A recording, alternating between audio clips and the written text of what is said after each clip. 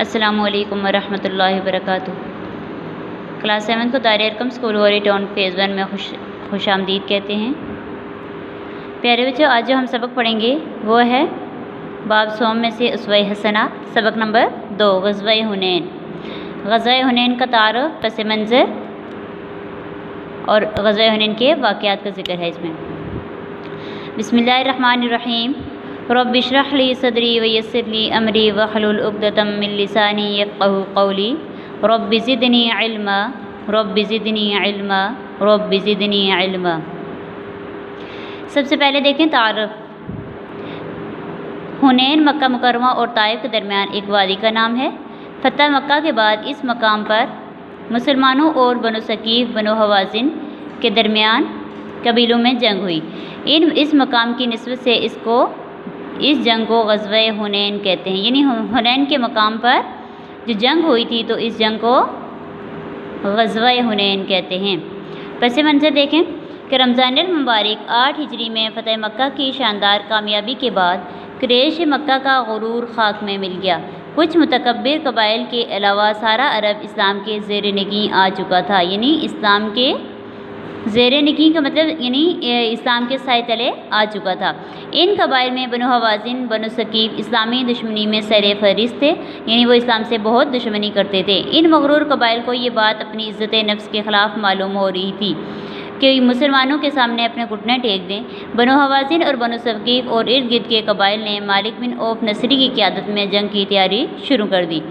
मालिक बिन औफ नसरी ये जंग हर कीमत जीतना चाहता था, इसलिए इसने फ़ौज को हुक्म दिया कि वह अपने साथ अपनी बीवी बच्चे माल मवेशी भी ले ले, ताकि जंग के दौरान हर सिपाही अपने अहल यार की हिफाजत के जज्बे से लड़े।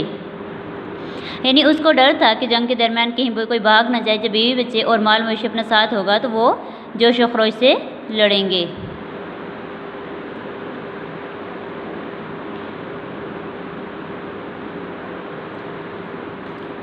मालिक बिन औफ नसरी ने हवाज़िन के इलाके वादी और तास में पड़ाव डाला।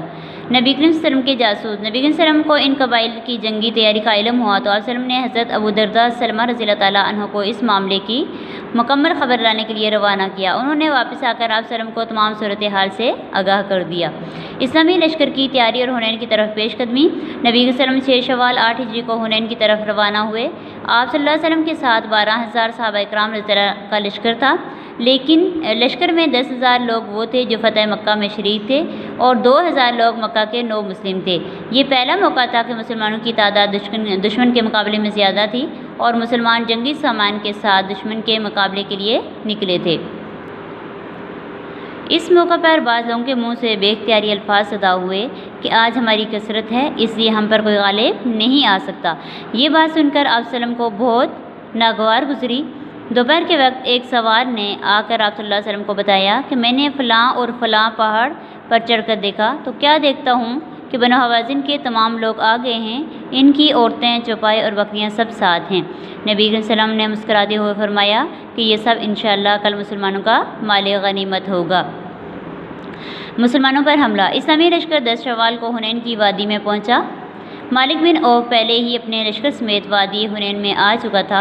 इसने रात के अंधेरे में अपने तीर अंदाज़ों को वादी की घाटियों और तंग रास्तों में छुपा दिया। मुसलमान दुश्मन की मौजूदगी से बिल्कुल बेखबर थे।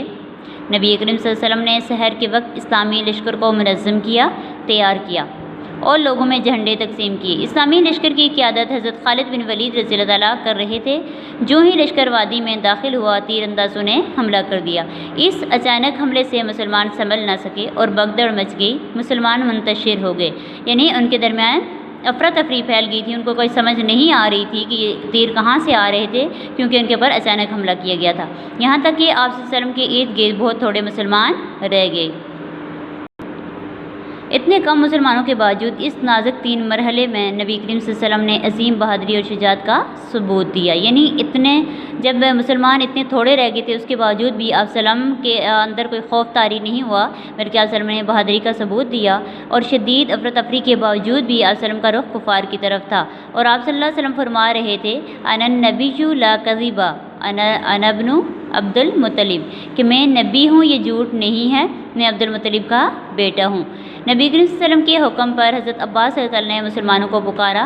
मुहाजिरीन और अंसार ने इस पुकार को सुना तो सब मुसलमान पलटे और एक मरकज़ पर जमा हो गए।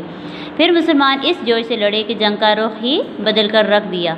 इसी दौरान नबी करीम सल्लल्लाहु अलैहि वसल्लम ने एक मुट्ठी भर मट्टी लेकर दुश्मन की तरफ फेंकते हुए फरमाया, तुशाहतिल वजूह, कि तुम्हारे चेहरे बिगड़ जाएं।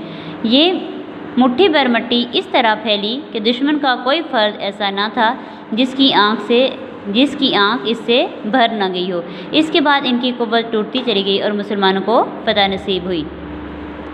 कुरान मजीद में ग़ज़वा हुनैन का जिक्र, कुरान मजीद ने अल्लाह ताला ने ग़ज़वा हुनैन का जिक्र इन अल्फाज में किया है कि अल्लाह ने हुनैन के दिन तुम्हारी मदद की जब तुम्हें तुम्हारी कसरत ने गुरूर में डाल दिया था, बस वो तुम्हारे कुछ काम ना आई और ज़मीन कुशादगी के बावजूद तुम पर तंग हो गई। फिर तुम लोग पीठ फेर कर भागे। फिर अल्लाह ने अपने रसूल और मोमिनीन पर तस्कीन नाजिल की, सुकून नाजिल किया और ऐसा लश्कर नाजिल किया जिसे तुमने नहीं देखा और कुफ्र करने वालों को सज़ा दी और यही काफिरों का बदला है। अब ग़ज़वा हुनैन में नबी करीम सल्लल्लाहु अलैहि वसल्लम के साथ साबित कदम रहने वाले सहाबा इकराम जो थे वो हज़रत अबू बकर सिद्दीक़ रज़ियल्लाहु, हज़रत उमर रज़ियल्लाहु, हज़रत अली, हज़रत अब्बास, हज़रत अबू सुफ़ियान, हज़रत फ़ज़ल बिन अब्बास, हज़रत रबिया, हज़रत उसामा और हज़रत अब्दुल्लाह बिन ज़ुबैर रज़ियल्लाहु तआला अन्हा थे जो आप सल्लम के साथ आखिर तक जंग में लड़ते रहे। उम्मीद है प्यारे बच्चों आज का ये सबक आपको समझ आ गया होगा। थैंक यू, अल्लाह हाफ़िज़।